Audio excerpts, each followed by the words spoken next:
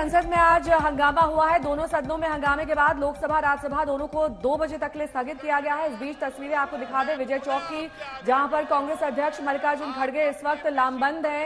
ये विपक्ष का दरअसल वहां पर धरना दिया जा रहा है।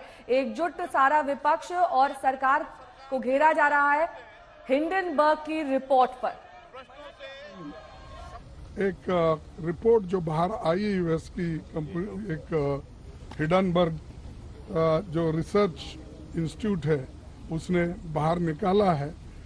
अब जब निकालते ही देश के अंदर जितने भी ये जिस कंपनी को इन्होंने पैसे दिए थे उस कंपनी के शेयर्स तो इतने गिर गए कि बहुत से लोगों को मूर्छा आया वहीं गिरे सुनते ही।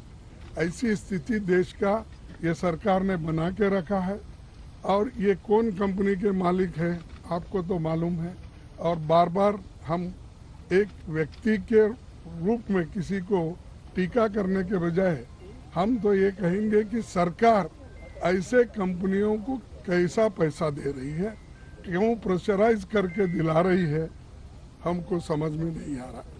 इसीलिए लोगों के हित को ध्यान में रखते हुए और जो ये LIC, SBI, दूसरे बैंक्स जो सरकारी इंस्टीट्यूशंस हैं दिए हैं, इसकी एक जांच होना चाहिए।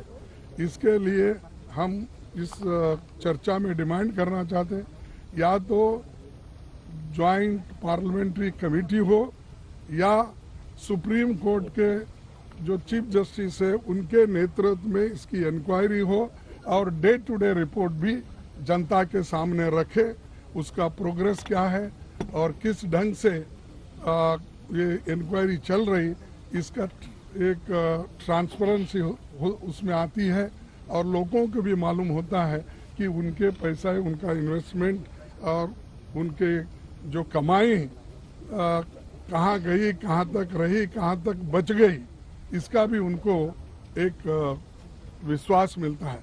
नहीं तो सारे लोगों का, इस देश के जो भी जितने भी करोड़ों पॉलिसी होल्डर्स है या बैंक में डिपॉजिट रखने वाले, उनका विश्वास बैंकों पे से उड़ जाता है, LIC से उड़ जाता है।